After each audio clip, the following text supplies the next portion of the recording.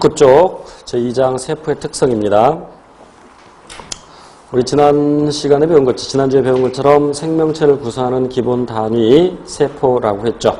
그래서 모든 생물은 예외 없이 세포로 구성되어 있고, 세포를 갖고 있지 않으면, 세포로 구성되어 있지 않으면 그것은 생물이 아니죠. 그러니까 바이러스는 세포 구조가 아니니까 생명체라고 볼 수는 없지만 생물적 특성을 일부 가지고 있다.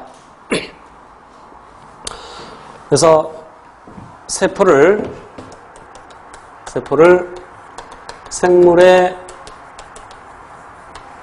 구조적, 기능적 기본 단위라고 한다. 구조적 기본 단위라고 하면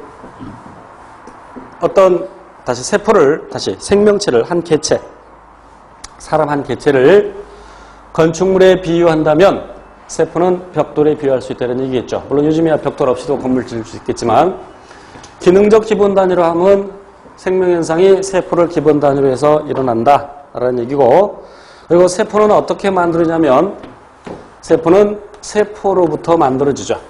분열에 의해서. 세포는 세포 분열에 의해서 세포로부터 만들어지는데, 이것이 바로 세포설이죠. 기억하셔야 돼요. 우리 교재에는 슐라이덴, 슈반, 피로한 얘기들이 있는데 구체적인 것들은 시험에 나올 가능성은 적습니다. 가볍게 읽어보시고, 중요한 것은 칠판에 적혀있는 내용. 세포는 생명체의 구조적, 기능적 기본 단위이고, 그리고 세포는 세포로부터 만들어진다. 체세포, 세포 분열에 의해서. 세포는 크기가 매우 작습니다. 그래서 대개 우리 눈에 안 보이는데, 물론 어떤 세포는 우리 눈에 보이는 것도 있어요. 세포 눈으로 본 적 있어? 있어? 있어. 계란 안 봤어? 닭의 난세포죠. 닭의 알세포야. 이렇게 커다란 것도 있어. 신경세포의 경우에는 길이가 1m 되는 것도 있죠. 물론 이제 매우 가늘지만. 이렇게 커다란 세포도 있지만 대부분의 경우에는 세포가 매우 작죠. 그러면 왜 세포의 크기가 작아야 되느냐? 물론 여러 가지 이유가 있을 수 있는데, 만약 우리 몸이 6개의 세포로 구성되어 있다고 합시다. 그러니까 머리 하나, 팔 2개, 다리 2개, 몸통 하나, 이렇게 6개의 세포로 구성되어 있을 때, 길 가다가 전봇대에 머리를 부딪혀서 머리가 터졌어. 그럼 이 커다란 머리 재생되는 데까지는 꽤 오랜 시간이 걸리겠죠. 그럼 기능을 그동안 못한다는 얘기야. 그럼 죽을 수 있겠죠.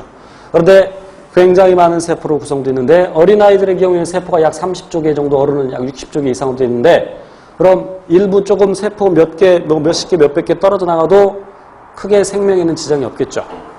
그런 이유도 있고. 그리고 세포에는 핵이 들어있어서 생명활동을 조절하는데, 핵이 생명활동을 조절한다는 뜻이 뭘까? 그 생명활동은 이미 앞에서 배운 생물의 특성입니다. 그래서 우리가 개체유지 현상, 종주기 현상을 공부했는데, 어쨌든 그런 생물적 특성이 나타나는 것은 DNA를 갖고 있어서 결국 단백질을 만들어서 여러 가지 물질 대사가 일어난다는 얘기야. 그래서 핵에는 단백질을 만드는 정보가 있는데, 그래서 단백질을 만들어서 효소나 호르몬 등등을 만들어서 생명활동을 조절하는데, 세포가 커지게 되면 조절해야 될 범위가 넓어지죠. 만약에 세포가 커짐에 따라서 핵도 커진다면 그 속에 들어있는 유전물질도 많아지죠. 근데 유전물질은 동일하죠, 양이. 핵이 2개가 된다? 그럴 수는 없습니다. 대개 세포 하나에는 핵이 1개 들어있습니다. 물론 어떤 세포들은 핵을 여러 개 갖는 것도 있고 2개 갖는 것도 있고, 원래 그들의 특징이야. 예를 들어서 집신벌레는 집신처럼 생겨서 집신벌레라고 하는데, 원래 핵이 2개입니다. 그렇지만 그 핵의 2개의 기능이 서로 다르죠. 나중에 구체적으로 배웁니다. 또 근육세포의 경우에는 세포가 분열하면 그 세포 하나하나에 각각 핵을 갖고 있는데, 그 세포가 다시 융합을 해.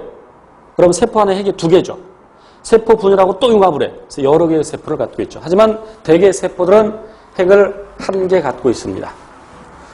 그런데 세포의 전체 부피가 커지게 되면 조절해야 될 범위가 넓어지게 되죠. 무엇보다도 중요한 것은 이제 시험에 나오는 것은 뭐냐면 세포는 세포막을 통해서 물질 출입이 일어나게 되는데 뭐 정육면체 모양의 세포가 있다고 가정합시다. 가로 세로 높이가 1. 우리가 지난주에 공부했던 적응과도 관련이 있는 내용이죠. 추운 지역에 사는 녀석들의 몸집이 커야 된다는 이유를 얘기했었나요? 자, 이런 모양의 세포가 있을 때 그래서 이 세포가 자라서 가로 세로 높이가 2가 되었어.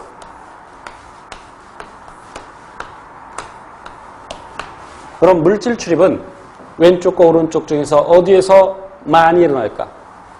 세포막을 통해서 물질 출입이 일어나는데 왼쪽과 오른쪽 어디에서 물질 출입이 많이 일어나겠어? 어디에서? 표면적의 비례해서 물질 출입이 일어나겠지. 당연히 표면적이 큰 오른쪽에서 물질 출입이 많이 일어날 것이다. 그래서 표면적을 계산해 보면 왼쪽은 정육면체니까 한 면이 1, 정육면체니까 표면적 6. 오른쪽은 한 면이 4에 면이 6개 있으니까 4, 6, 24. 그래서 4배 표면적이 증가하고 4배만큼 물질 출입이 일어나겠죠. 그러니까 더 많이 일어나죠. 그렇지만 누가 더 잘 일어나느냐? 최적, 즉 부피도 고려해야 되죠. 그러니까 단위 최적당, 즉 단위 부피당은 누가 잘 일어나느냐를 따질 겁니다. 왼쪽은 1의 3승, 오른쪽은 2의 3승. 그러니까 8분의 24는 1분의 3. 이거를 비교해보면 단위 최적당 표면적 더 큰 것은 왼쪽 녀석이죠. 그러니까 왼쪽에서 물질 출입이 더 잘 일어나는 겁니다. 많이는 오른쪽이지만 예를 들어서 5살짜리하고 저하고 달리기를 했어. 100m 달리기를 제가 15초에 뛰었다고 합시다. 그런데 5살짜리가 20초에 뛰었어. 나보고 잘했다는 사람 없겠죠. 5살짜리 이겼는데 잘했다고 하겠어? 오히려 5살짜리가 더 잘한 것일 수도 있죠. 그런 개념입니다.